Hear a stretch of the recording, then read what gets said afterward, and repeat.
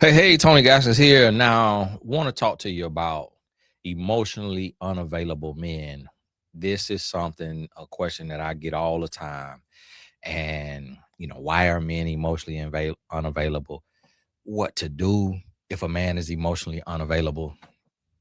And the question is, do you want to help a man heal his heart? If the answer is no, then an emotionally unavailable man isn't for you. Emotional unavailability is a very painful and frustrating thing for both parties. It's painful for the person who is emotionally unavailable because it means they've been hurt by something or someone. And then it's also painful for the person who is with an emotionally unavailable person because you feel unwanted, undesired, ignored. And it's what we will call the other person who is emotionally unavailable. We typically call them nonchalant. And for someone who has been abused in any type of way and mistreated, that nonchalant feels good at first. Then after a while, it gets very old. And here's something that I want men to understand. And this was interesting to me today. I came home and my family was watching FIFA, the World Cup. And I looked back and my wife had her hair down and she had some clip ins in. It just looked at voluminous, I don't know what you call it, and kind of like a little curl to it. And I was like, I was like, what's up with your hair? You did something to your hair? You did your hair? And she was like, yeah, I put them pin ups in it or something, my clip ins in it. And I curled it or whatever because she's like, I washed my hair. And then so I put the clip ins in it. I'm like extensions, like clip in extensions. I like, oh, it looked good. It looked good. But she was sitting behind me. I was sitting at the front of the couch on the little thing you in front of the couch, whatever, ottoman, footstool, or whatever that is, watching the game. And then when I left to come to the office, and it's 7 p.m. right now, I'm at the office working. She texted me and was like, did you see my lashes that I put on? And I was like, no, I know you look did up, but I was trying not to overthink because you do this on Fridays when you go into the futsal. And so I was trying not to overthink nothing because, of course, futsal ran by, two little Hispanic guys. And I'm like, I'm hoping she don't think they cute or nothing like that. And then she put LOL. She wrote LOL. No, it's just because that's the last day. Friday is the last day of my third hot Pilates class. And so I have to rewash my hair for the weekend. And I was like, oh, okay, all right. LOL, make perfect sense. And that's really what I was thinking. I'm like, why is she getting dolled up to go out there to the futsal? But it just showed me that 19 years into marriage, she still was wondering if I saw her lashes. But they're so natural looking that I couldn't tell. And which is also a compliment to let her know, like, and I tell her all the time, your natural lashes are beautiful. You don't need these people lashes. Like, you're not one of those women who need lashes. Your lashes are great. All you got to do is just volumize them. Like, just get your lash brush. And that's why emotional unavailability is so annoying.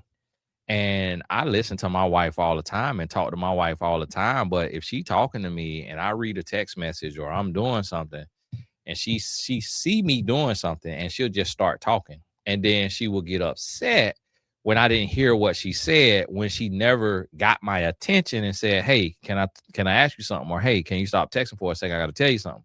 She won't do that. She just jump right into the conversation. And that again is, and it's not the emotional unavailability that we're talking about exclusively in this video, but I'm saying that's a sign of it. And it's not even emotionally unavailable. It's just I'm occupied, preoccupied. But think about how just being preoccupied can be annoying to someone if you preoccupied and they're trying to talk to you, than to be somebody, how much worse it is to be somebody who is emotionally unavailable all the time, to where it's almost like you don't feel anything, you don't care about anything, you don't express anything, you don't say or do anything. And so think about that. And that's one of those things to where it's like, hey, okay, like that right there is an issue. And here's the pros and cons with this, and I want women to understand this, is an emotionally unavailable man, ironically, is better than an emotionally available man. And let me help you understand what I mean by this. If a man is not controlling you and questioning you and checking your phone and putting you on a budget and questioning are you cheating, a lot of times that's an emotionally unavailable man.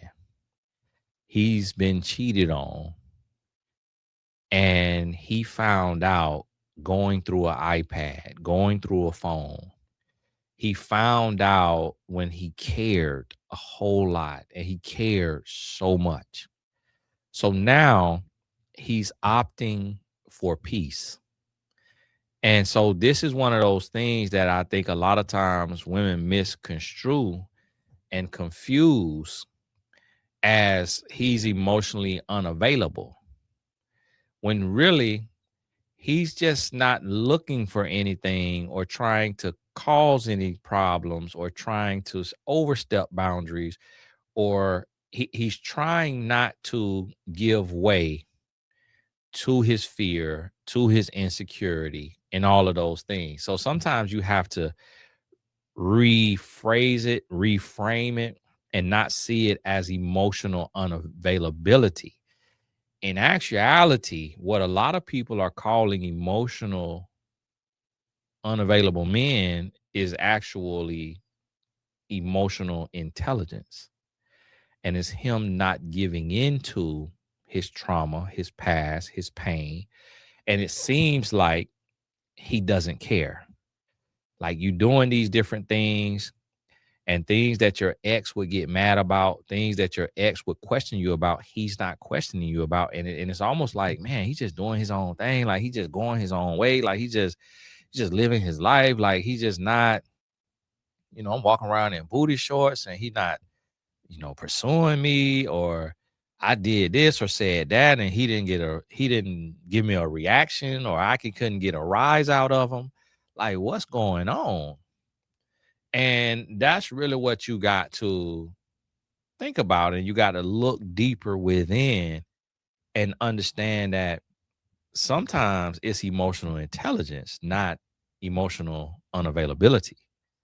And now emotional unavailability, it's a fine line now, but it's slightly different. And what that means is that's when a man doesn't give you anything. That's when he doesn't give you any love. So he's not giving you affection. He's not giving you compliments. He's not giving you his energy. He's not talking to you about his life, his goals, his hopes, his dreams, his fears, his company, his business, his job, his family, his friends. When he doesn't talk about any of that, he doesn't give you any of that, that's an emotionally unavailable man. And here's the thing. It's not the end of the world. It's not the end of the world. But what I want you to understand is you got to work for it. I believe that it is of the essence that a man works for the heart of a woman. It is also of the essence that a woman works for the heart of a man. It takes two to make a relationship work. And both of you have to be willing to put in the work, to go the extra mile, to do what you have to do. And what I want you to realize and understand is that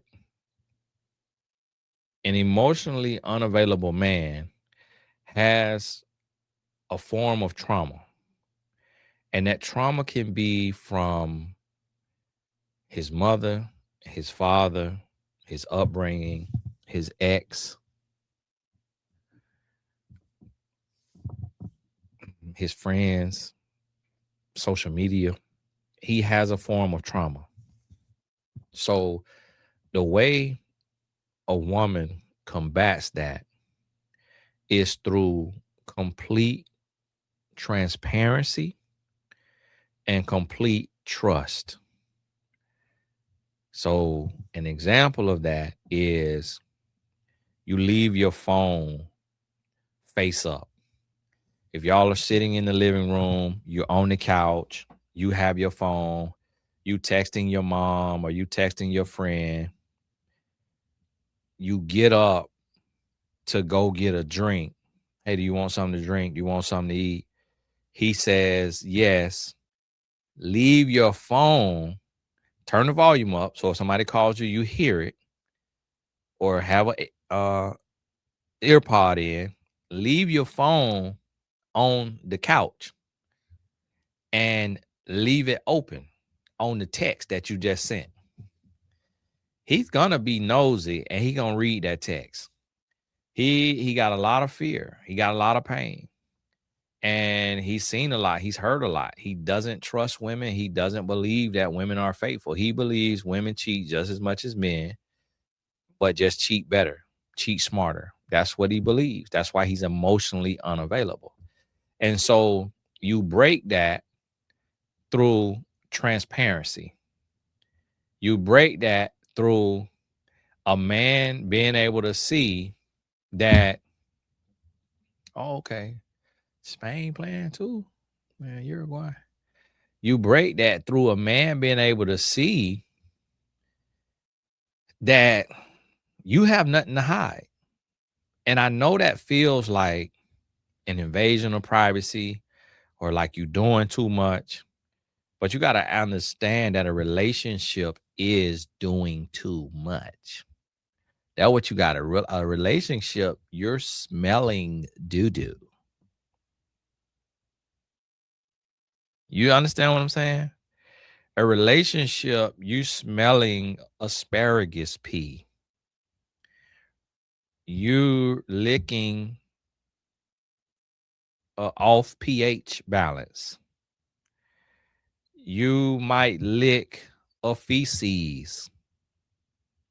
You see, you understand what I'm saying? A lot of people try to talk about, hey, that's that's what a relationship is. Like you're giving your life to somebody. You got to have complete transparency. And if he's not being transparent, then you lead with transparency. So then he sees, oh, she leave her phone face up. She had her phone off. I mean, she had her phone closed. A text message went off. She said to me, hey, can you unlock my phone and tell me who texted me and what they said so I could respond? Because I was expecting such and such to text me. Then he will try to be like, huh? Could you come check your phone? Here, I'll bring it to you. And he's doing that because he wants his phone off limits. Or he's doing it because he's trying to pretend that he has no interest in your phone. He got all the interest in the world in your phone. He want to read every syllable in every text message on your phone. So you force him to open it. No, I got my hands full. Like I'm cooking. Like I'm doing this right here. Like the code is such. So now you're not asking him, hey, can I see your phone? Because I'll just let you see my phone. No, you ain't doing that. You giving him enough rope to help himself or hang himself. You not returning all the insecurity or whatever, all that right there. You let him show you showing him you ain't got nothing to hide. So now he realized, oh, my woman different. Oh, I'm with a real one. Oh, she different. Oh, this right here feel good. Man, it feel good having trust, having transparency. What? Oh man, I'm feeling good. So now he started to clean up his life. He started to get the little stuff out the way. He cut it off with his work wife. He cut it off with his Facebook or Instagram DM wife. He cut it off with his ex. He started to clear space. He started to make room because he's seeing that you showing transparency. You showing that you have nothing to hide. You are healing him because he trauma ridden. He jaded.